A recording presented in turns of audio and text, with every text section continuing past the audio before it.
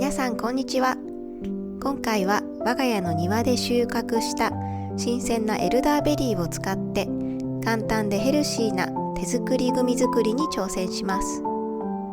ビタミン C や抗酸化物質たっぷりで免疫力アップにも注目されるエルダーベリーですが、その気になるお味は？今回はシロップにしてからゼラチンでグミにする工程をレシピとともにご紹介します。さらに庭から見た夏の花火や最近始めたアンティークルームの DIY のちょっとした様子もお届け。ぜひ最後まで楽しんでいただけると嬉しいです。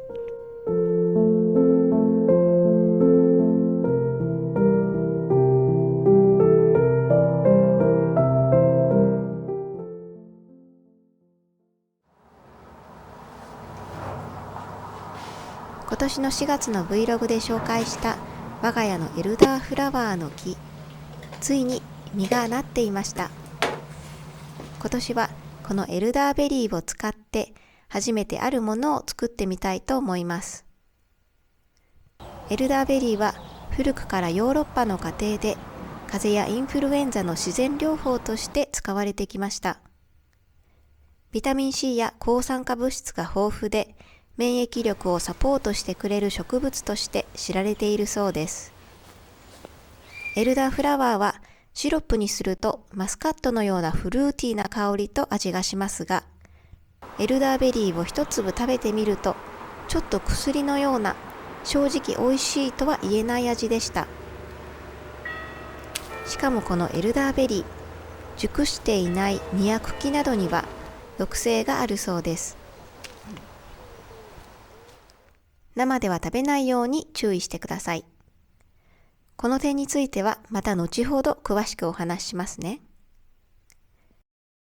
エルダーベリーはジャムやシロップにして楽しむのが定番みたいです。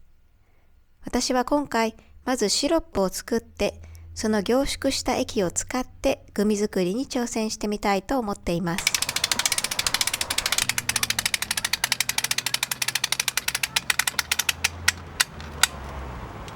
そしてエルダーベリーのレシピはたくさんあるのに、実際の味の感想があまり見つからなかったのが意外でした。美味しいという声は見かけましたが、どんな味なのか私には全く想像がつきません。なので今回の Vlog では私なりの味の感想も最後にお伝えできればと思っています。黒紫色に熟した実がついている房を収穫しました。まだ少し緑やピンクがかかった実はあらかじめ取り除いておきます。未熟な実や茎には微量の毒が含まれているため、加熱する前にしっかり取り除くことが安全のために大切です。エルダーベリーを房から外すときはフォークを使う方法がとても早くて便利でした。実を潰さずに外せるのでおすすめです。青い実や茎をできるだけ取り除いたら水でよく洗います。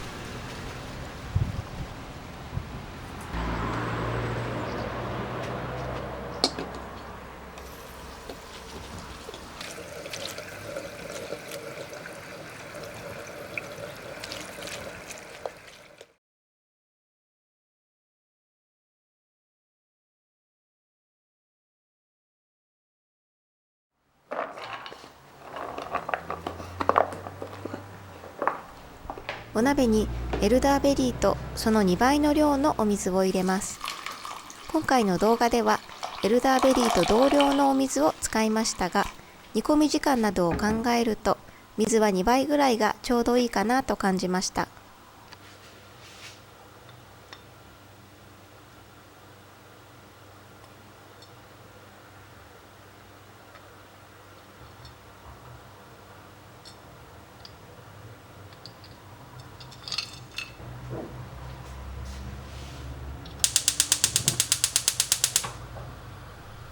沸騰したら蓋を取り、弱火でコトコトと最低30分煮ます。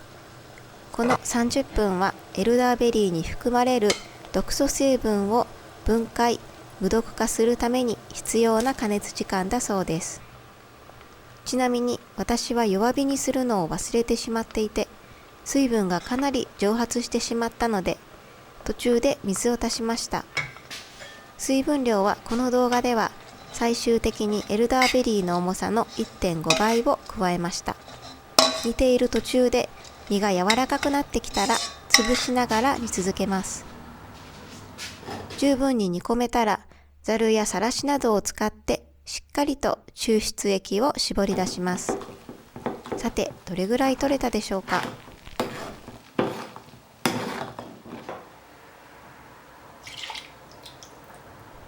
結果は 72g。思っていたより少なかったです。エルダーベリーシロップにする場合は、ここで砂糖や蜂蜜など甘みを加えたら完成です。私はこのままグミにするので、粗熱が少し取れるまで待ってから、液の 10% の量の粉ゼラチンを加えます。私はこの時、泡立て器を使っていますが、スプーンで優しく混ぜるべきだったなと思いました。最後に完成した際に理由をお伝えしますね。ゼラチンを溶かすため、弱火でさっと加熱し、完全に溶けたら火から下ろして冷まします。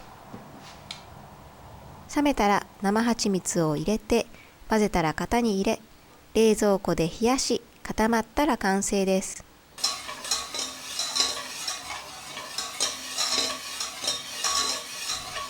ちなみに型は出来上がりが10センチ四方になるようオーブンシートを折って作りました。さて、一体どんな風に出来上がったでしょうか。仕上がりはこの動画の最後にご紹介します。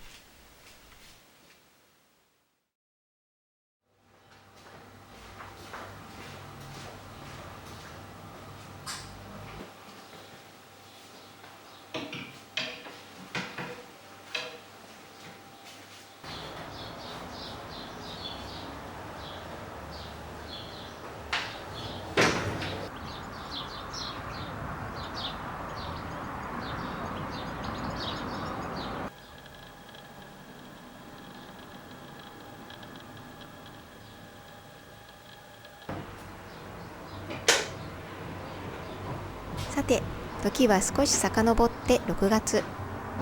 前回の動画では猛暑日真っ只中に訪れた涼しい古城巡りの様子をお届けしましたが、一方で我が家の野菜たちはこの暑さですっかり元気をなくしていました。4月の Vlog で種を紹介した枝豆は残念ながら実がならないまま枯れてしまい、7月下旬にもう一度植え直したところです。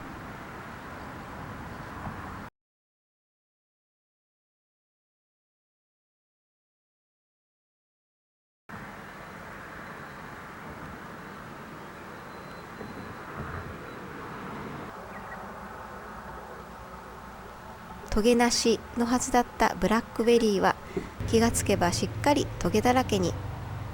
結局家の横に生い茂っているブラックベリーで十分だったなぁと思っています。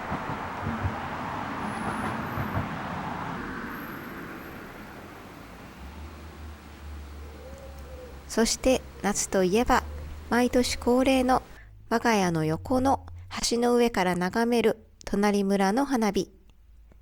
今年は打ち上げ場所が変わり、橋は通行止めに。そしてなんとその橋の上から花火が打ち上がることになりました。ラッキーなことに我が家の庭からもバッチリ見えて、まるで特等席で見ているようでした。皆さんはどんな夏をお過ごしですか？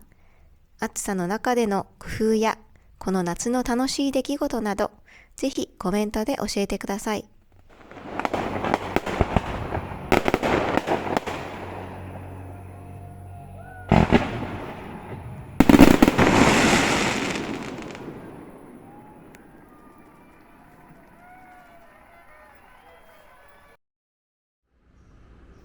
同じく6月、久しぶりに部屋の DIY をすることにしました。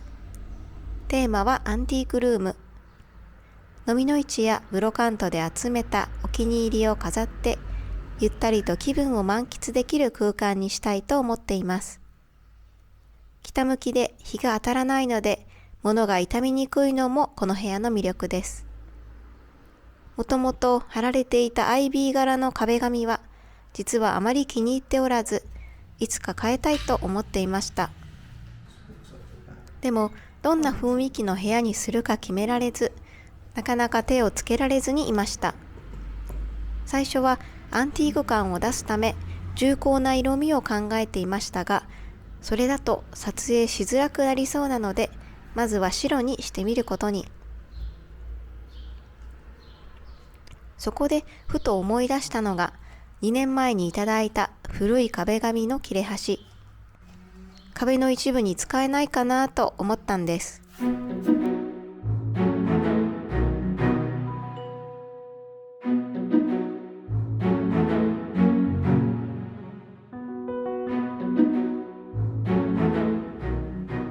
すると、なんとマークも同じことを考えていて、こんな感じならできるというイメージ図を描いてくれました。偶然にも私のイメージとぴったり。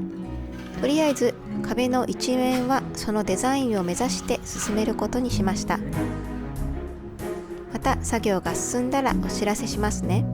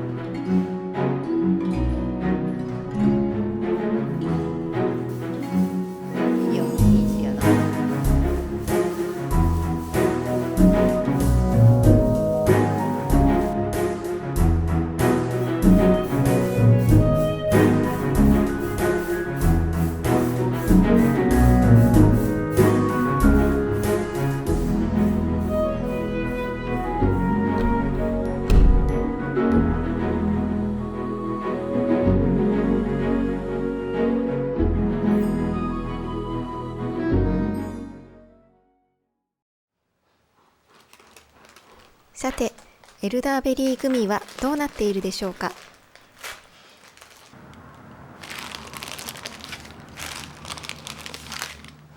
無事に固まっていました。見てみると2層になっていて、ゼラチンを入れるときに泡立て器で混ぜすぎたのが原因かなと思います。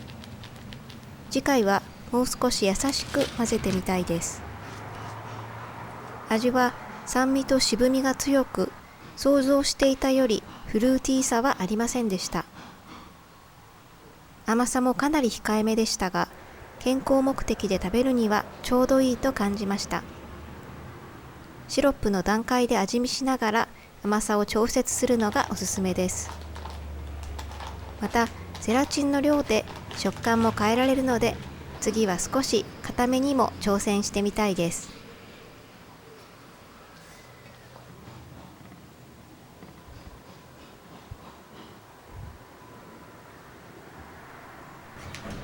最後まで見てくださってありがとうございます。もし気に入っていただけたら、いいねとチャンネル登録をしていただけると嬉しいです。それではまた次の動画でお会いしましょう。